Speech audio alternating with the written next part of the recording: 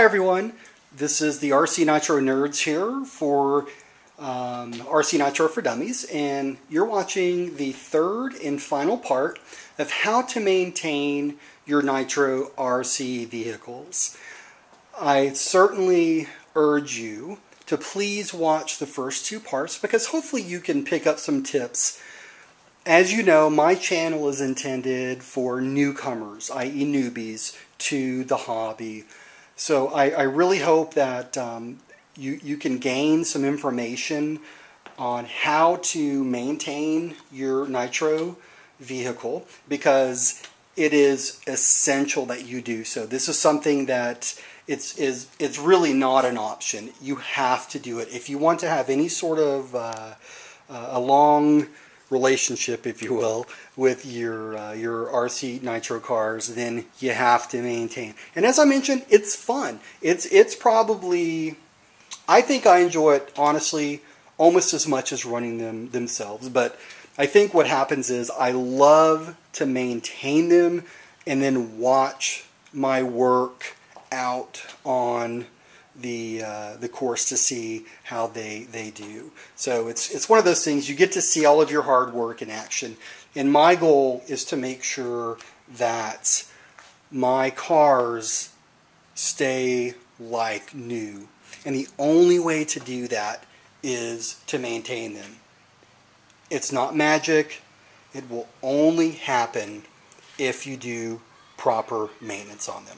So once again, thank you so much for watching. Please leave comments. I'm happy to help you in any way I can. But again, just know that maintaining it, I know I'm beating this horse to death, but maintaining it is extremely, extremely important. Now what I'm going to do is I'm going to go out and I'm going to run. Have a great day.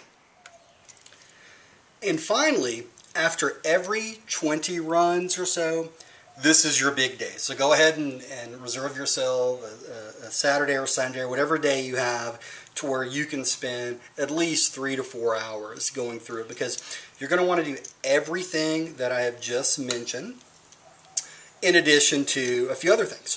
First thing is a incredibly thorough cleaning. So I know I mentioned after 5 runs you want to give it a deep cleaning, but after every 20 runs, you're going to want to give it a deep, deep, deep cleaning.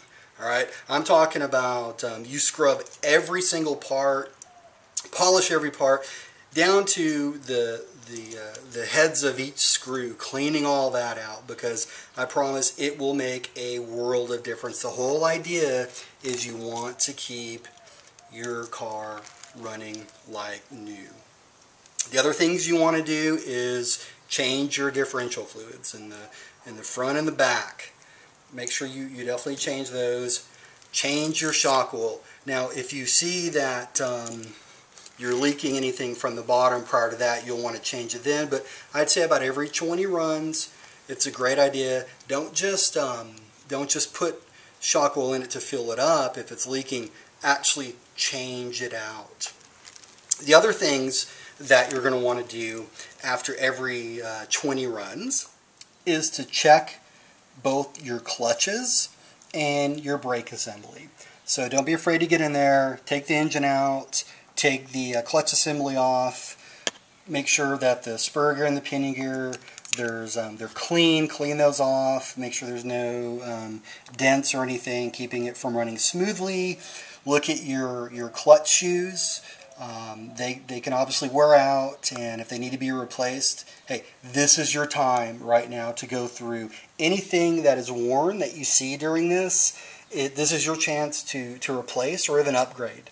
So, again, at a minimum, take the clutch bell out, clean the inside of it, look at your clutch shoes. If they need to be scrubbed off a little bit to make them smoother, go ahead and do that. And then finally, don't be afraid to clean your engine. I know there's a lot of people that think it should only be done when you need it, but I try to be a little more proactive with respect to that, and I can certainly recommend once you get more and more comfortable with things, take that engine out, take it apart, and clean it. it's not going to hurt whatsoever. As long as you do things correctly and you put them back the right way, it's only going to help you. So with that, thank you so much for watching this video. Once again, whether you're new to the hobby or you've been around a long, if you've been around a long time, then you know that maintenance is, as I mentioned in the first video, it's not an option. It's something that you have to do to keep your car going.